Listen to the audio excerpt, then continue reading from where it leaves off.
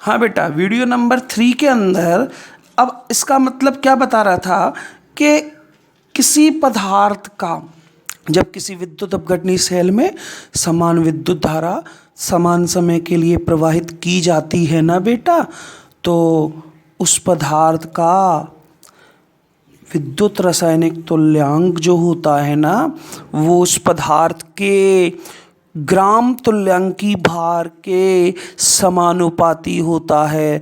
इसका मतलब है कि जो पदार्थ इलेक्ट्रोडों पर जाकर निक्षेपित हुए थे, उन पदार्थों का विद्युत रासायनिक तुल्यांक उनके तुल्यांकी भार ई के समानुपाती होता है। आती है बात समझ में आपको? ये तुल्यांकी भार है, ये विद्युत रासायनिक तुल्यांक है। ये फैराडे के प्रथम और द्वितीय नियम मैंने आपको पढ़ा दिए। फैराडे का प्रथम नियम क्या होता है, फैराडे का द्वितीय नियम क्या होता है, ठीक है। अब इस पर बेस्ड क्वेश्चन पढ़ते हैं, न्यूमेरिकल पढ़ते हैं। सुनिएगा बेटा, क्या कहता है कि आजकल फैराडे के नियमों में तुल्यांकी भार की जगह मोल शब्द का प्रयोग किया जाने लगा है। वो कहता है कि किसी पदार्थ का जो ग्राम तुल्यांकी भार प्राप्त होता है उसको मोल के रूप में, कि इतने मोल मुझे प्राप्त होंगे अगर मैं किसी विद्युत अपघटनीय सेल के अंदर इतने एम्पियर की धारा इतने सेकंड के लिए प्रवाहित करता हूं, तो मुझे इस इलेक्ट्रोड पर उस पदार्थ के इतने मोल प्राप्त हो जाएंगे, इतनी ग्राम मात्रा मुझे प्राप्त हो जाएगी। तो आजकल फैराडे के नियमों में ये कहने के बजाय कि उस पदार्थ का इतना तुल्यांकी भार प्राप्त होगा, आजकल ये कहते हैं कि मोल, मतलब फैराडे के नियमों में सीधी सीधी बात कहें तो ग्राम तुल्यांकी भार की जगह मोल शब्द का प्रयोग किया जाने लगा है। तो उसके बेस्ड अब कैसे कहेंगे, किस तरह से इसको निरूपित करेंगे आधुनिक परिपाटी के अनुसार कि एक इलेक्ट्रॉन पर आवेश कितना होता है, 1.602 इंटू 10⁻⁻19 कूलाम। ये एक इलेक्ट्रॉन पर आवेश है। अगर मैं कहूँ एक मोल में इलेक्ट्रॉन की संख्या कि किसी पदार्थ के एक मोल में कितने इलेक्ट्रॉन होंगे, यानी कि एक मोल में कितने इलेक्ट्रॉन पाए जाते हैं वो देखा जाए, तो एक मोल में कितने इलेक्ट्रॉन होते हैं, मोल शब्द का मतलब 6.02 इंटू 6.023 इंटू 10⁻22 लिख दो, 23 लिख दो, कई बुकों में 23 कई बुकों में 22, ठीक है। ये आवोगाद्रो संख्या है बेटा, आवोगाद्रो संख्या है। 6.023 इंटू 10⁻23, इसको आप 22 भी देख सकते हो, 6.022 या 6.023 इंटू 10⁻23, ये फिक्स है। तो क्या देखा कि एक इलेक्ट्रॉन पर आवेश, एक इलेक्ट्रॉन, अकेले इलेक्ट्रॉन पर इतना आवेश होता है और एक मोल में इतने इलेक्ट्रॉन होते हैं। अगर मैं कहूँ 1 दर्जन तो आप कहोगे 12, मैं कहूँ 2 दर्जन तो आप कहोगे 24, मैं कहूँ 1 मोल केले, इसका मतलब 6.02 इंटू 10⁻23, मैंने कहा 3 मोल सेब, तो आप इसको 3 से गुना करना है, यानी 1 मोल का मतलब इतनी संख्या होती है जिसको आवोगाद्रो संख्या कहा जाता है। तीसरा पॉइंट कि 1 मोल इलेक्ट्रॉन पर आवेश, अगर मैं बात करूं कि भैया एक पर इतना, 1 मोल में इतने इलेक्ट्रॉन, तो 1 मोल इलेक्ट्रॉन पर आवेश कितना होगा, तो इसको इससे गुना कर दूंगा, 1.602 इंटू 10⁻19 इंटू 6.023 इंटू 10⁻23, गुना करने के बाद जो वैल्यू प्राप्त होती है वो 96,487 कूलाम प्रति मोल, ये वैल्यू प्राप्त होती है एग्जैक्ट 96,487 कूलाम प्रति मोल, जिसको लगभग अगर देखा जाए तो 96,500 कूलाम प्रति मोल कह सकता हूं। इसी का मतलब एक फैराडे होता है। तो आपसे कोई पूछे 1 फैराडे मतलब, तो आपका आंसर है 96,500 कूलम। 96,500 कूलम में कितने फैराडे? 1 फैराडे। घुमा फिरा के एक ही बात है, 1 फैराडे का मतलब इतने कूलम और इतने कूलम का मतलब 1 फैराडे।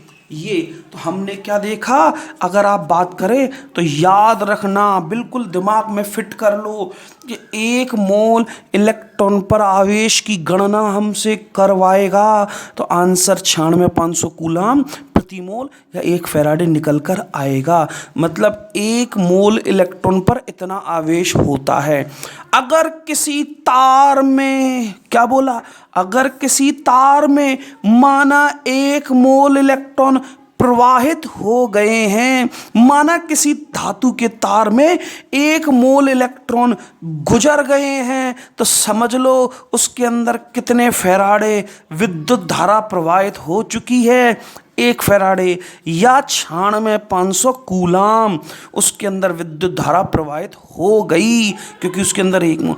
अगर वो कहता है 10 मोल इलेक्ट्रॉन किसी तार में से गुजर गए हैं, तो समझ लो उसके अंदर 10 फैराडे या 96,500 इंटू 10 कूलम विद्युत धारा उसके अंदर प्रवाहित हो चुकी है। अरे मेरे भाई, ऐसा कोई तार नहीं, क्या बोला मैंने, ऐसा कोई तार नहीं जिसमें आर नहीं, यानी कि ऐसा कोई तार नहीं जिसमें आर नहीं।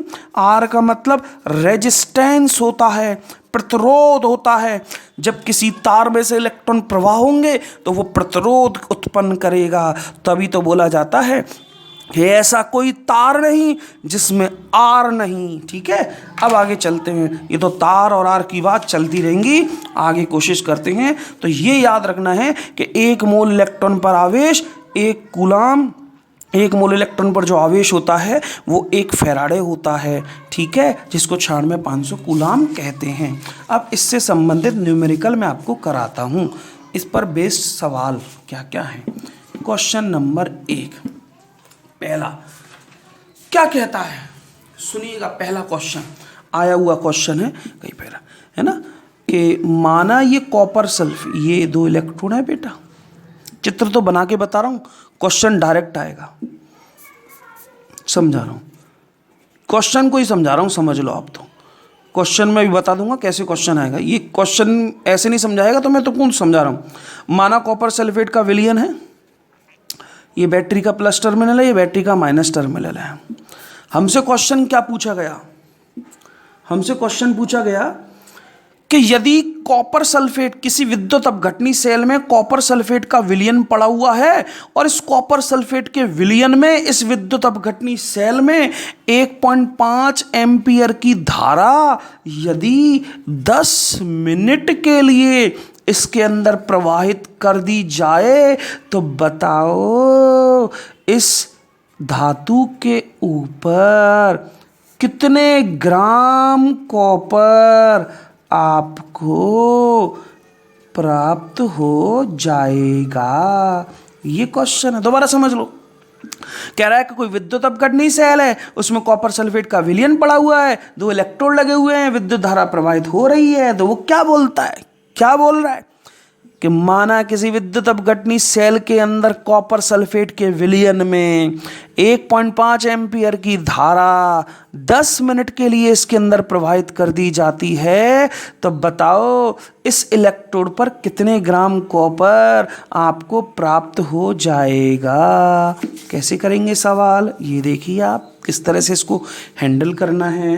अब कॉपर तो कब प्राप्त होगा बेटा, विलयन है कॉपर सल्फेट का, कॉपर कब प्राप्त होगा, जब इस विलयन से Cu2+ जाएंगे और ऊपर जाकर इस पर चिपकेंगे, तो 2 इलेक्ट्रॉन ग्रहण करके Cu में प्राप्त होंगे, तभी तो मुझे कॉपर सॉलिड प्राप्त होगा। भाई कॉपर सॉलिड तो तभी प्राप्त होता है जब ये Cu2+ एक्वस, यहाँ से Cu2+ ऊपर जाएंगे और इस इलेक्ट्रोड पर जाकर चिपक जाएंगे यहाँ, तभी तो मुझे कॉपर प्राप्त होगा। यहाँ से यहाँ जाएंगे, ठीक है, ये कॉपर आपके सामने यहाँ प्राप्त हो गया, ये इलेक्ट्रोड है, ये एक्वस और ये सॉलिड, ये प्राप्त हो गया। कॉपर सल्फेट का विलयन मुझे इस तरह से प्राप्त हो गया यहाँ से। अब आपने देखा कि Cu2+ यहां से ऊपर गए, कितने मोल इलेक्ट्रॉन इसने ग्रहण करे, 2 मोल इलेक्ट्रॉन ग्रहण करे और तब जाके कॉपर इस पर प्राप्त हो गया।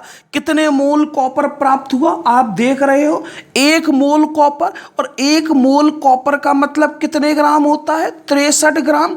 क्यों? क्योंकि ये इसका परमाणु भार है, और परमाणु भार का मतलब 1 मोल उसका परमाणु भार होता है। आपने देखा जब मैंने इसमें 1.5 एम्पियर की धारा 10 मिनट के लिए प्रवाहित करी तो मुझे यहां कॉपर प्राप्त हुआ। अब Cu2+ 2 इलेक्ट्रॉन ग्रहण करके Cu में 2 मोल इलेक्ट्रॉन ग्रहण करके Cu में, Cu का कितने मोल, 63 ग्राम। क्यों? क्योंकि यहां कोई मोल नहीं है तो इसका परमाणु भार 63 ग्राम मुझे प्राप्त हो गया आपके सामने। ठीक है, अब इसको कैसे हैंडल करते हैं, ये आपके सामने वैल्यू फाइंड हो गई है ना। अब आगे देखते हैं।